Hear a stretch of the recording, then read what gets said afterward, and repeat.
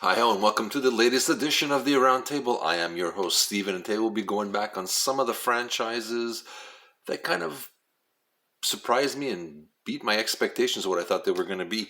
Let's start off with the first one that comes to mind. I'll bring this one up. Planet of the Apes. It was a staple in my home in the 70s, and yes, I was around to see them. Yeah, that old.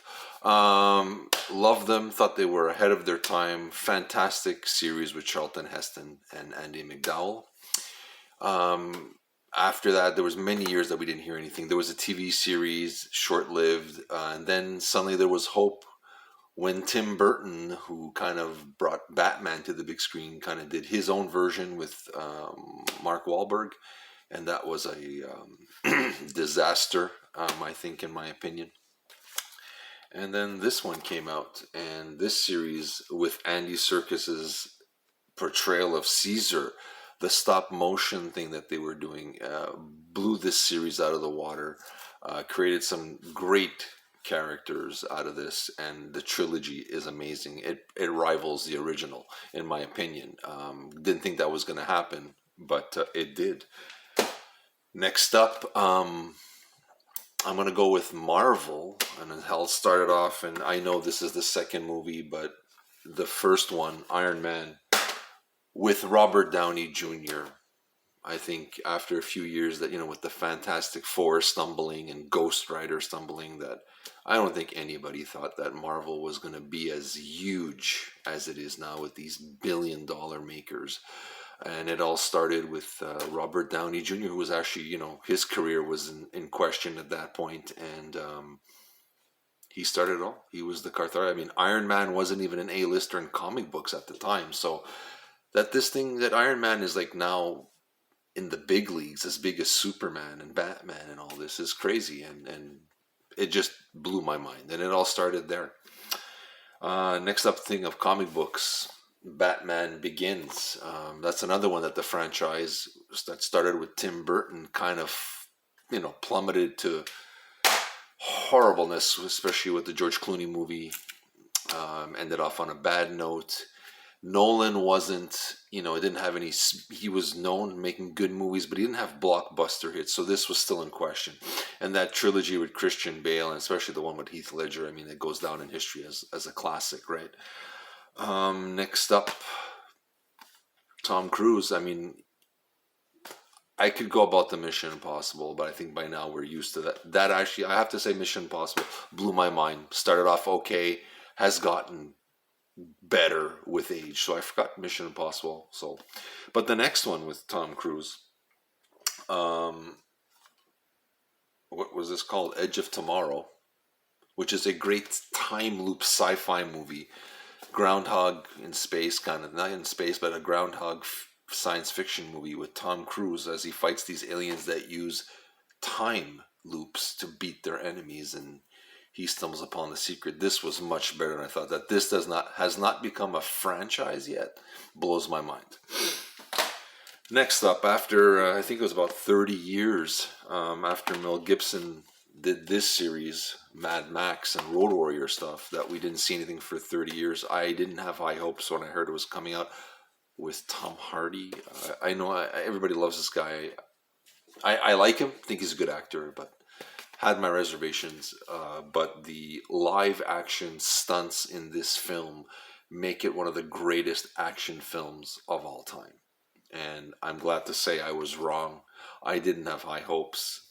I kind of did, but I was ready to be disappointed, and I'm glad I wasn't. This is, and Charlize Theron is fantastic in this. That they're actually doing a movie about her, I'm not surprised. Next up, what else was I was going to talk about? Yes, this is not the cover, but James Bond, the first one with Daniel Craig, Casino Royale, came under fire because Daniel Craig was the first blonde James Bond. Really, that was our biggest thing, is that he's blonde. That was our concern. So the movie was under scrutiny since the beginnings. The last one with Pierce Brosnan, although I like Pierce Brosnan as James Bond, that movie was, a little too high tech and kind of left what James Bond was about. Casino Royale brought him back to his roots, gritty, and it was, showing again the poker, back to what we originally liked from Bond, but this was a more grounded thing on and how it takes a toll on somebody. So, with that saying, I mean, the Craig ones, are arguably the best ones since Connery, and blew my mind. I had no expectations for James Bond. Didn't think that was gonna be just another movie, and actually catapulted this series into something that I didn't expect, and it was something that I cared about Bond, and gave it, really cared, and I didn't think I would do that for me. Last but not least, this one's gonna be probably one that people are gonna really flip out over. Star Trek from J.J. Abrams. A lot of people hate his Kelvin timeline and hate his take on it, but you know what? The first one, it's damn well entertaining, and that sometimes that's all I want. And I thought after, like the last one with Patrick Stewart that underperformed in the theater, Nemesis, and then Enterprise got canceled. We didn't have Star Trek for a long time. Star Trek looked like it was over. And you know what? You can say what you want about these ones. It kickstarted Star Trek over again, and now we have Discovery. We have it's Strange New World, Picard. If it wasn't for this, I don't think these things would be here. And so we got to give him his due. Granted, it's not the way everybody would want this Star Trek to go with the Kelvin timeline, but I'm still gonna say this one was entertaining. I went back a week later to watch it in the theater and still went, wow, And I still watch this one every once in a while. I still go, well, it's fun. It's fun. And, what's wrong with having a fun Star Trek? A lot of my list, I don't have the DVD set with me, is the Kingsman. How they take this, boy and make him into like James Bond. But, I think it's Vaughn, the director's name, had this outrageous action and crazy off the wall action.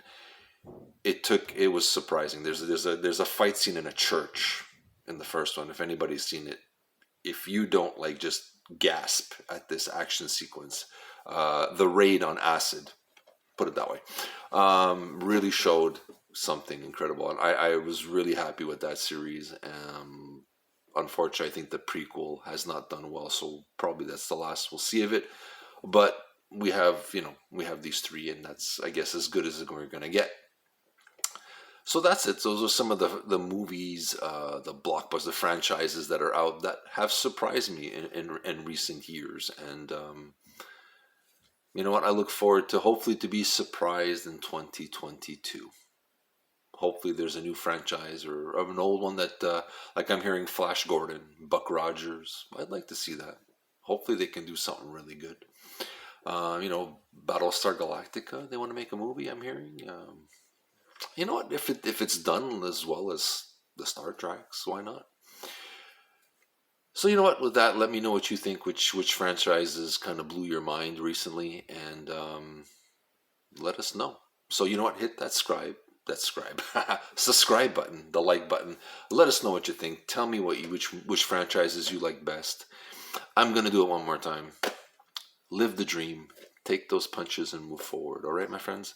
This is Steven from the Roundtable, wishing you the very, very best in 2022.